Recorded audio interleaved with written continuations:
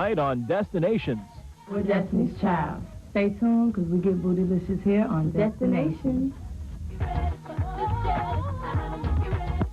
John Popper, JOZYNGHN,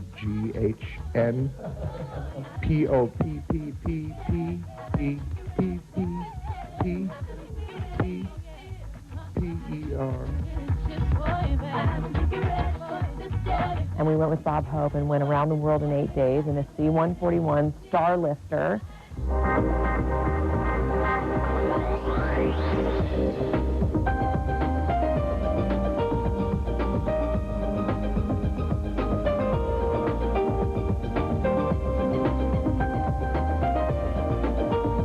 Good evening, everyone. Thanks for joining us tonight on Destinations. I'm your host, Kane Farabaugh. Well, each year, dozens of top acts hit the road to take their chart-topping music to their fans overseas. And every once in a while, we here on Destinations get the chance to mingle with the stars in exclusive interviews.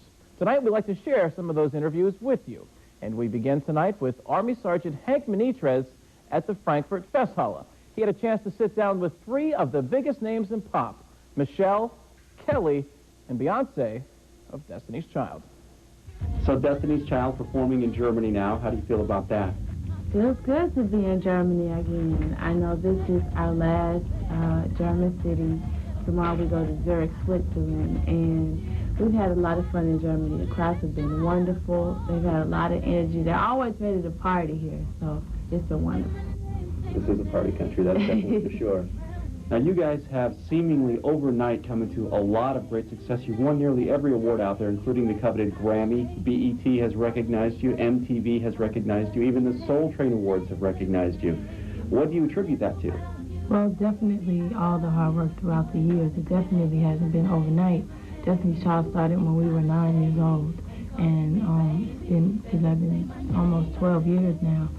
So I know it feels really good when you can see your success gradually grow. I know our first record did okay, the second record did great, the third record did even better, and now we're able to do individual projects and just venture off and do different things. I know Kelly's done sitcoms. Michelle has a beautiful gospel album, Heart to Yours, out, and I just finished Austin Powers, and every day it just feels like something else to accomplish, and it's just a blessing to see all of the hard work pay off. Seems like a few more doors opening up here and there for you. Exactly. Actually, I'd like you to talk about that because, you know, your average listener out there, all of a sudden there's a CD by this group that's just hot, and it seems like it's overnight. But it is a lot of hard work, and it's not as glamorous as a lot of people want to think. Can you talk about that?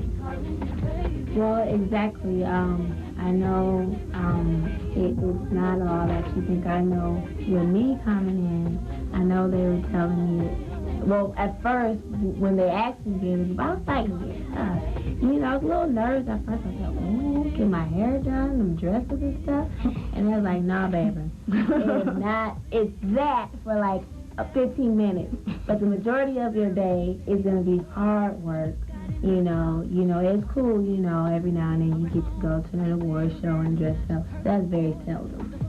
The majority of it is your performance and your interviews, early mornings, and photo shoots galore, you know. But other than that, we love exactly what we do, and that's what's keeping us together. Our love for each other, our love for God, and our love for what we do.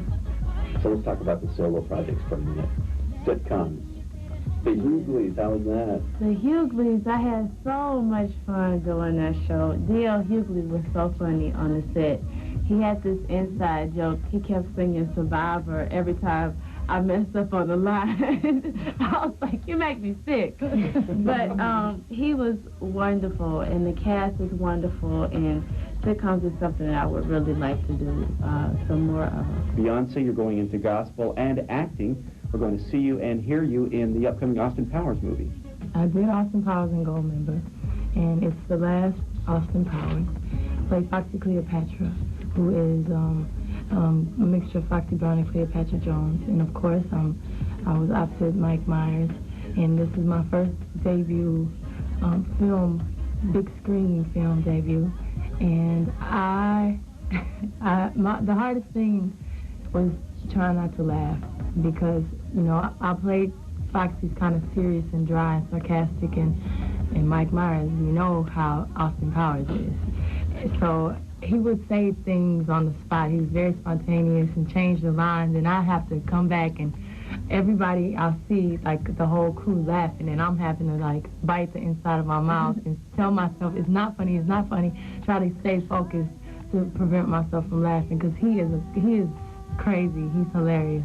But I had a great time, and she did a great job. Thank you. Really I know in America the movie comes out July 27th. I'm not sure exactly when here, but hopefully soon. I hope everyone enjoys it. They will. So did you study up on Pam Grier and her mannerisms? Yes, actually, before I read was Mike Myers. I watched all of Foxy Brown's movies. I watched Foxy Brown's movie, and I watched Pam Grier, all of her movies. I can't talk.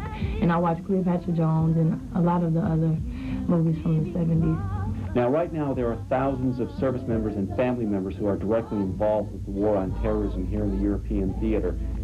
Now is your chance to give them your message. What would you like to say to them?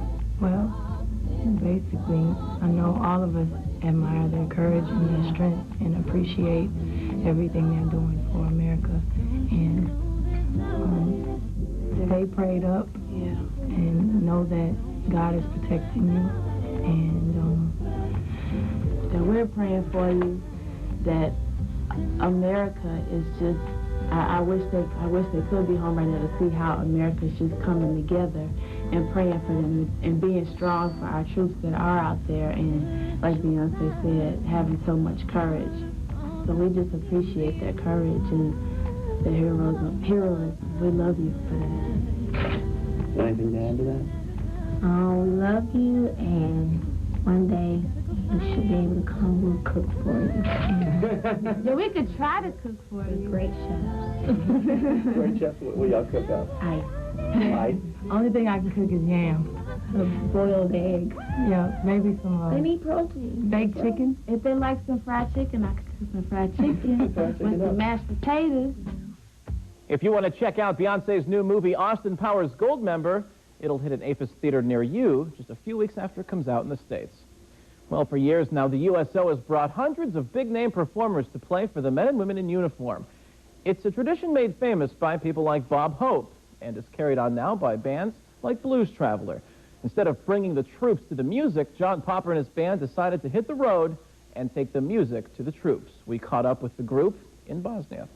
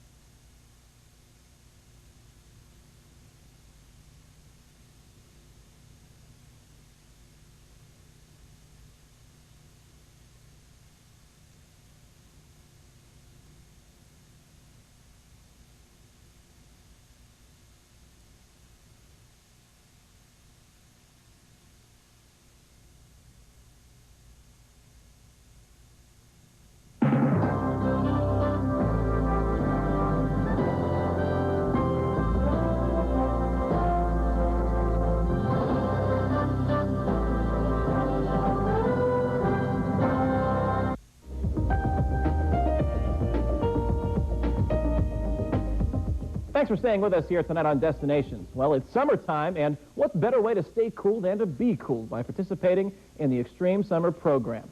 Actress Jolie Fischer made a trip over here to rally people to get involved in the Extreme Summer Program, and our very own Ryan Hoke had a chance to sit down and talk with her about many things, including her famous family. Thanks, Kane. We're here today talking with Golden Globe-nominated actress, singer, and she says a scrapbooker, too, Jolie Fischer. And you might recognize her last name from Carrie Fisher. I would be remiss if I didn't ask you this, but the second episode of Star Wars just came out. Come on. I actually haven't even seen it myself yet. Well, but you are the half-sister I of am. Carrie Fisher, who was the first, well, the only Princess Leia in Star Wars. Is that kind of unusual? Because I know that people always dress up like her, you know, like Trekkies and all that kind of stuff. Is that weird? I suppose it is. You know, I've grown up in a family of show business. For those of you older than the two of us out there, my father's Eddie Fisher, Right. another Fisher, and my mom is Connie Stevens, and I was raised in a life of show business.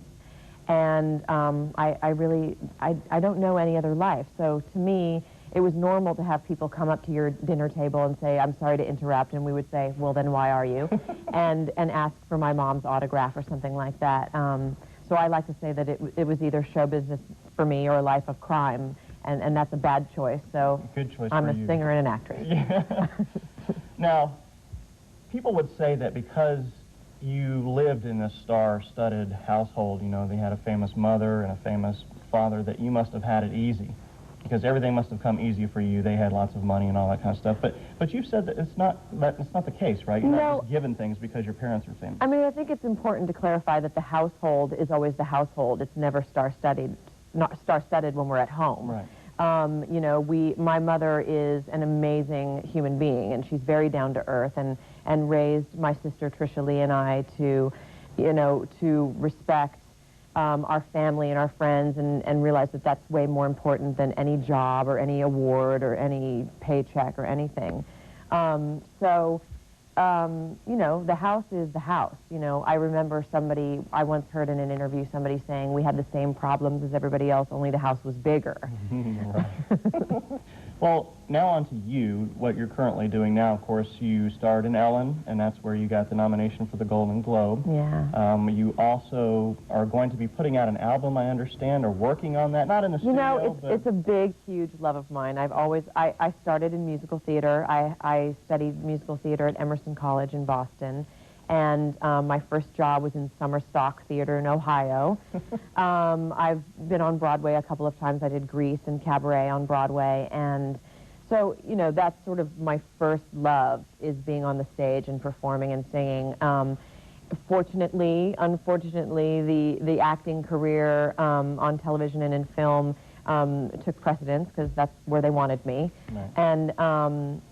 And I keep hoping to get back to recording an album. You know, I have fledgling demos here and there, and at one time did start to record one, and I have done a Christmas album with my mom and my sister. So, you know, it's still it's still cooking, you know. About your singing career, you were saying that you've done all these different things. You've had a long career of this, actually. And wanted to get into the military audience now. You're over here promoting Extreme Summer for U.S. Air Forces in Europe. But this is not your first interaction with the military troops, from what I understand. No, I've been saying this to everybody, that it has always been very important in our family. My mother left my sister and I for the first time as little infants to go to Vietnam for 2 USO tours, and she had also been in Korea. And then in the late 80s, took my sister and I with her, and we went with Bob Hope and went around the world in 8 days in a C-141 Starlifter, and landed all over the world, and sort of culminating in the Persian Gulf shows that we did on the Midway in the Iowa and Okinawa. And that was before the actual war, though. It was just before, yeah. But, you know, obviously we had people there, and that's, you know, what brings me here. You know, obviously we have conflict going on right now, but I know that there are people serving in the armed forces all the time, and protecting the, you know, the security and the freedom of that great country that we live in, and it has always been important to me. instilled by my mother to be respectful of that and loving of that, and, you know, come over here any chance I can and bring a smile or sometimes a song. Well, go ahead.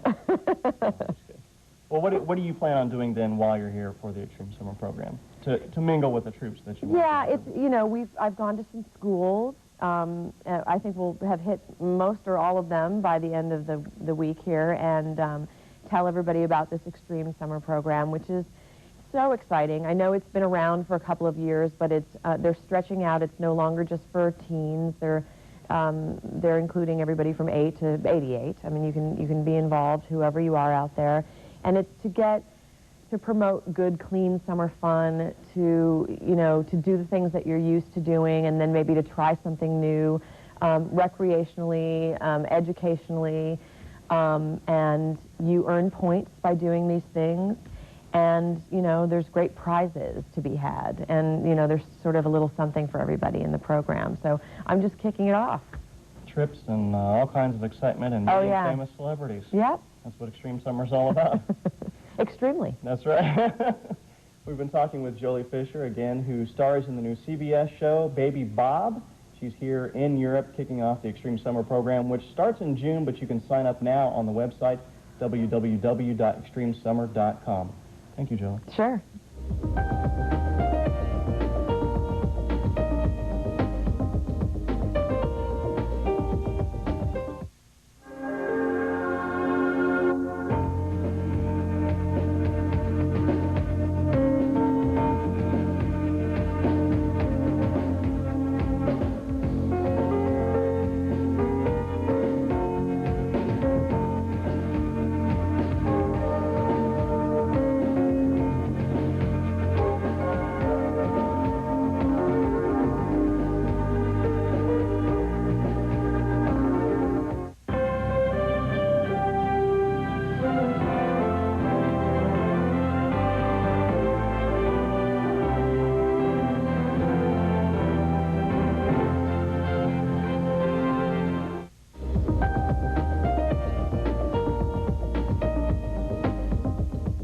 Rodeo USA is bucking its way across Europe, and it made a stop at Panzerkaserne in Stuttgart. There, Army Sergeant Justin Wilson checked out what all the hee-hawing is about. Well, thanks, Kane. We're down here in Stuttgart, and even though the weather is not the greatest, it's not going to stop these cowboys from getting out there and doing some rodeo. The horses were raring and ready to go for the cowboys, who would spend the weekend getting abused by the animals and recovering in their campers. It is kind of for them also a weekend enjoyable, great time, you know, camping out, hanging together with some friends. Safety is a concern for the rodeo manager, who keeps a close eye on the arena conditions.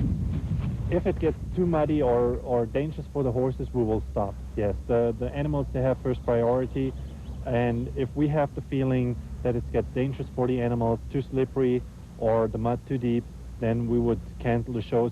Cowboys slipping and sliding in the mud can sometimes be a fun thing to watch.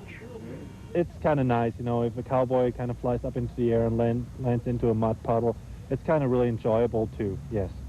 It is kind of fun. Not for the cowboy. With all of the preparations and rainy weather going on, I still had a chance to make a new friend. In Stuttgart, Germany, Army Sergeant Justin Wilson, AFN News. Mark your calendars. The next Rodeo USA show and festival returns to Stuttgart June 28th through July 7th at Robinson Barracks. The idea that history repeats itself holds special meaning for members of the Federal Battalion of Germany. This group of local nationals educates children and adults about the American Civil War through battlefield reenactments. Army Sergeant Julianne Cochran gives us a look at these soldiers getting ready to give a history lesson during a training session in Würzburg. Forward! The Federal Battalion of Germany is a group of local national enthusiasts dedicated to acting out American Civil War scenarios. We are representing the common soldier of the Civil War, especially those soldiers of German ancestry or German immigrants that fought in the Civil War from 1861 until 1865. About 250,000 Germans fought with the Union and Confederate armies.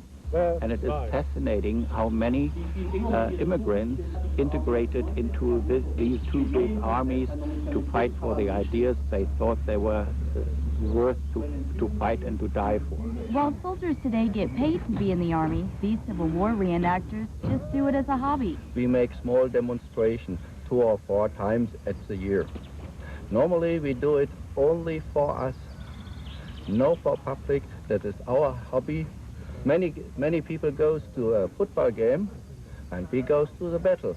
Although these soldiers don't have real American Civil War equipment, they come as close as they can get. Those replica we have are nearly 100% reproductions of the Civil War items, of Civil War arms, and we try to live under the same conditions as the common soldier in the Civil War lived in the field. And the care they put into their presentations can transport you back in time. I think it's worth to preserve that and to teach the children and to have an educational impact to those people who are interested in the history of their nation. Make sure to catch the Federal Battalion of Germany show this June. It's the Battle of Antietam. Reporting from Leighton Barracks in WUERZBURG, Germany, Army Sergeant Julianne Cochran for AFN Destinations. Well, that wraps up another edition of Destinations. If you like what you see and have great ideas for a story near you, all you have to do is get in touch with us. The best way to do that is to drop us an email at destinations@afn.frankfurt.army.mil. We'd love to hear from you. Thanks for joining us tonight. I'm your host each and every week, Kane Farabaugh.